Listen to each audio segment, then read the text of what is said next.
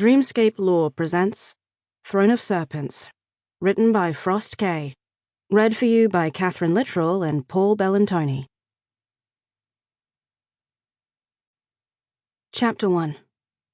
Wren. She hardly knew the woman in the mirror.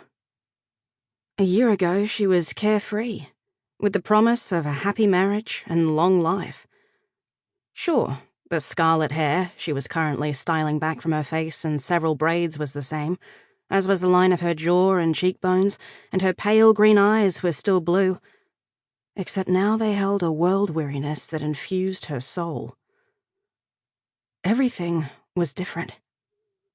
After witnessing the ransacking of the Dragon Isles, the murder of her parents, and being kidnapped by the barbarian elf prince of Bellantoni, anyone would change. But that had only been the beginning. She'd been wed against her will. She'd discovered her childhood sweetheart was not, in fact, dead, but had been a spy from Vaden all along. Her dragon had been murdered before her very eyes, only for her to be saved, in more ways than one, by another dragon. Wren had discovered who her real father was and hated him. She'd gained a brother through blood, and another through love and trust. She'd found friends and made enemies. Someone is being morbid today? Wren sighed and dropped her braids.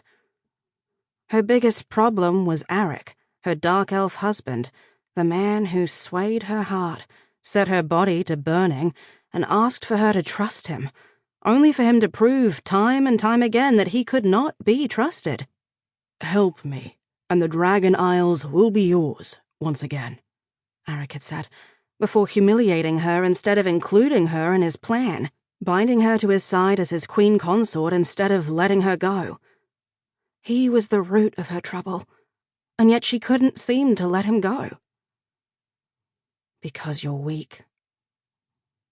Wren squared her shoulders and stared her reflection in the eye. She'd made mistakes in the past, and it was true that there was something about Arrik that drew her in like a moth to a flame. But she was done playing his game.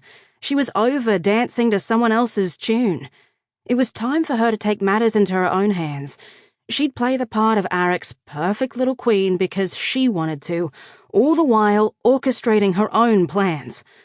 Free the slaves, release the Dragon Isles from the hold of Bellantoni, Vaden, and any other force hoping to utilize it for their own gain. Keep Britta safe. Undo the hold Arrik has on her heart, body, and soul. Wren shivered. Sample complete. Ready to continue?